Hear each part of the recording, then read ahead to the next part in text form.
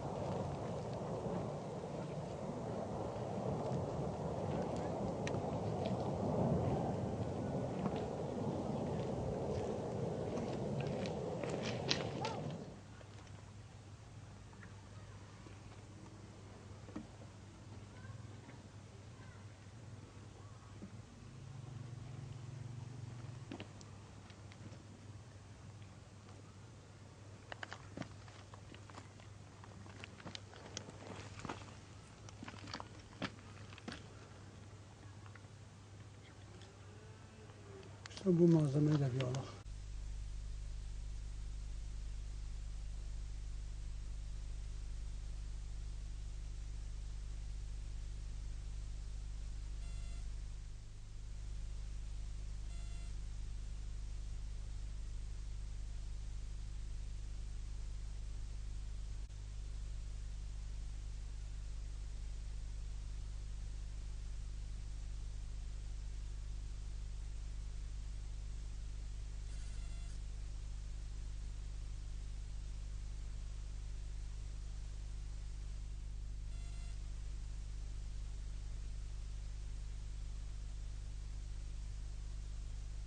Afet Evler Hazreti İsa Camii Dernek Başkanıyım.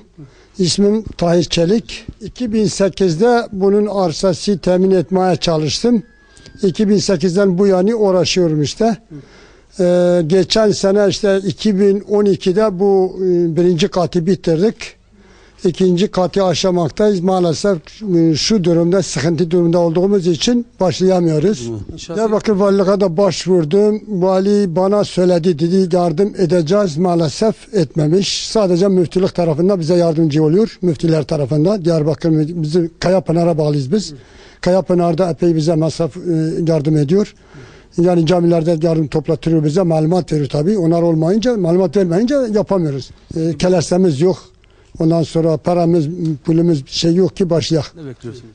Hayırseverlerden daha bizim bu birinci kattan sonra 1 trilyon masraf gidiyor abi. Hemen 800-900 milyar para gidiyor. Hayırseverlerden işte demir bekliyoruz. Demirimiz eksik.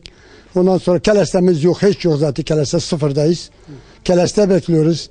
Demir bekliyoruz. Ondan sonra beton bekliyoruz. Tabii beton vesaire. Çok şeyler lazım. Çok. Kapı pencereleri var üst katın. Ondan sonra bunun nakışları var. Tam 1 trilyon para lazım şu an. Bundan sonra, bu aşamadan sonra. Onu bekliyoruz vatandaşlar, hayırseverlerden.